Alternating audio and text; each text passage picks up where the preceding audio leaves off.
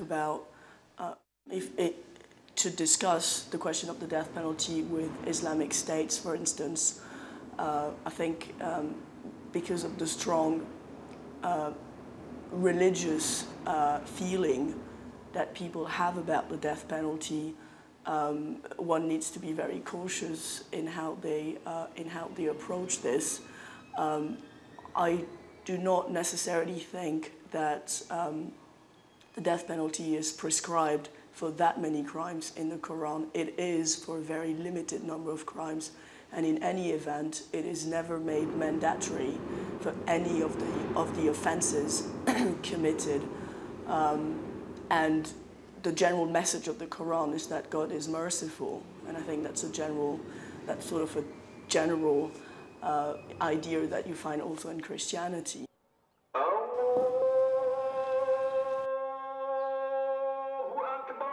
Death penalty is legitimized in Iran on two grounds. Actually, there are some crimes whose punishments are prescribed in Quran and in Sharia. For example, crimes like adultery, murder, intentional murder, rape, and muhariba, sodomy, are punished by death penalty according to the Sharia. And they are considered to be a kind of sacred law that is immutable and that is not that may not be suspended. They are forever and for every place where Sharia law is applied. But there are also some other crimes which is called tazirat in Islamic language again, and those are not punished by sacred punishments, but they are those their punishment has been passed by the parliament. And for example, drug offenses and offenses against the state are punished by, some offenses against state are punished by death penalty, but they don't have any religious character, and they are worldly or not, however, sacred punishment. And there is a kind of protest against the death penalty in Iran, and the opponent of the death penalty in Iran resort to two kinds of perspective to oppose this punishment. Some of them oppose death penalty from a religious perspective.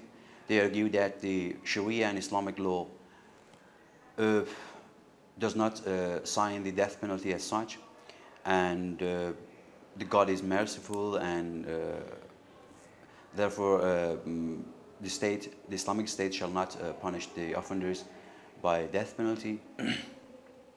And some of the religious characters and actors in the society argue that the Islamic punishments may be applied and imposed only when the social conditions and economic situation is well enough, and the people are not obliged to commit a crime to make their life.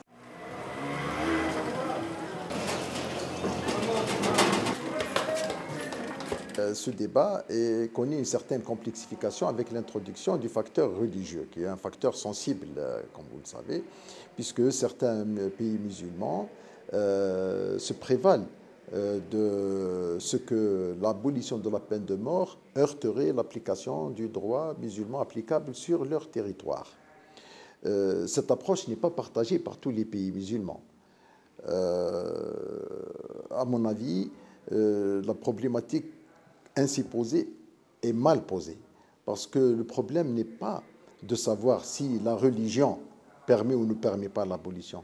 Le problème est de poser les bonnes questions. Est-ce que le système des peines, l'échelle des peines prévues par le droit musulman est intangible ou pas?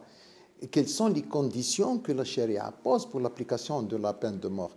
Ça, c'est les juristes qui doivent poser ces questions, et aux théologiens musulmans à apporter des réponses. Il ne s'agit pas de contester le message religieux lui-même, c'est l'interprétation humaine de ce message qui est ici en cause. Et nous savons qu'il n'y a pas d'unanimité sur le sens à donner à cette interprétation. Il y a des théologiens qui pensent que le système pénal n'est pas intangible. Ça veut dire que l'homme donc peut décider de notre aménagement que celui qui existe actuellement. D'autres disent que non, le système est intangible. Comme il n'y a pas d'unanimité, donc il appartient aux uns et aux autres de donner la position qui permet aux États à ce moment-là d'avancer. And in many ways, whether we look at religious texts, those who are claiming the monopoly of the interpretation of the text, that's what we must understand. Within Islam at the moment, there is not a uniform interpretation of when the death penalty can be applied.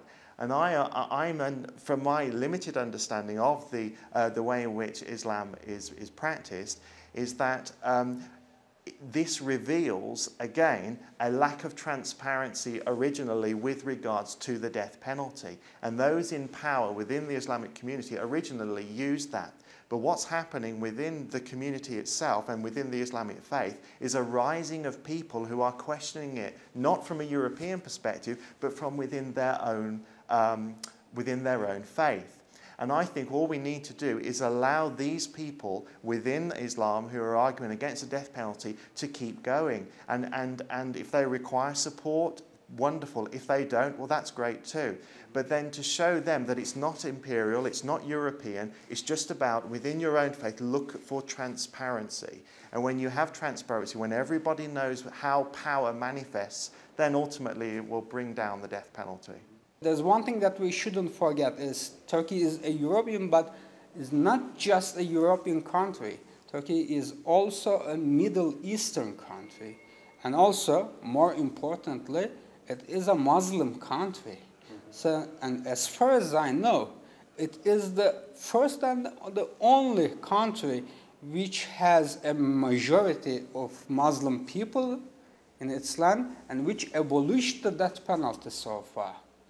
I think this will have a very important, very encouraging role, a leading role for the abolishment of death penalty in the other Muslim countries in a near future. La ciencia penal española, por centrarnos en la nuestra, en todo el siglo XIX y bien entrado el siglo XX, siendo la mayoría de ellos penalistas de un patrón común en su formación, que era el justnaturalismo católico, en un modo u otro, justnaturalismo católico clasicista, justnaturalismo católico correccionalista, porque tenían ya influencias del positivismo, pero esencialmente eran juristas cristianos. Eso es un hecho que solamente se quiebra con Pedro Dorado Montero, que es el primero que se proclama, o le proclaman, o es proclamado anarquista, y como todos sabemos su obra es condenada por inmoral y por disolvente de las doctrinas de la Iglesia, incluida en el índice, y él es excomulgado a propuesta del obispo de Salamanca, les ha arrebatada su cátedra y muere en la pobreza y es enterrado en la fosa común. Esa es la vida del único que no era cristiano y que era el único que se había opuesto a la pena de muerte. The most organized opposition to the death penalty was, of course, the Roman Catholic Church. The Philippines is predominantly Roman Catholic, 85%. And the other source of opposition to the death penalty was basically the community of human rights activists. Just to show you how sensitive the issue is to public opinion. Arroyo, we had a president, Gloria Macapagal Arroyo, the incumbent. At some point, she promised the Catholic Church that she will use her power of executive clemency, the constitutional power of the president, to pardon or to reduce penalties. She would use that penalty essentially to have a de facto abolition of the death penalty. La condena de la pena de muerte por parte de la Iglesia Católica no se produce prácticamente hasta Juan XXIII, si no recuerdo mal. La condena de la pena de muerte, diciendo que un cristiano no puede aprobar la pena de muerte.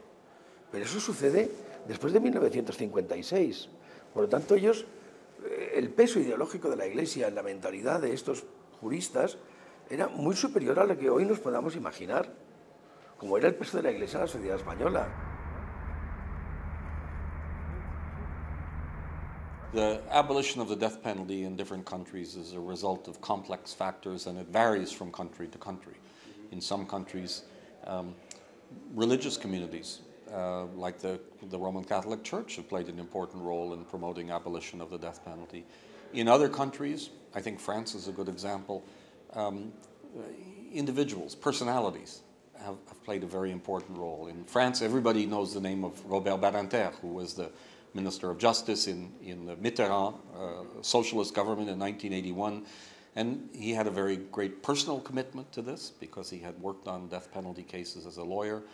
And it was his personal commitment that was very important. So this varies from country to country. What is certainly true is that over the last 50 years, the debate about the death penalty has been enriched in a very important and measurable way by academic research. It's not just NGOs, as is the case with other issues of importance, but on the death penalty, it's the scientific research that has helped to eliminate some of the worthless arguments of people who defend the death penalty. It's helped us understand the process better. It's demonstrated the arbitrariness of the death penalty, and I think provided a very strong underpinning for other elements of civil society, because I think academics are part of civil society, but for other elements in terms of abolishing the death penalty. And this is still true. A country where I do a lot of work on capital punishment is China. And China, I think the most active, at least visibly active, constituency in China working on the subject of reform of the death penalty is the academic community.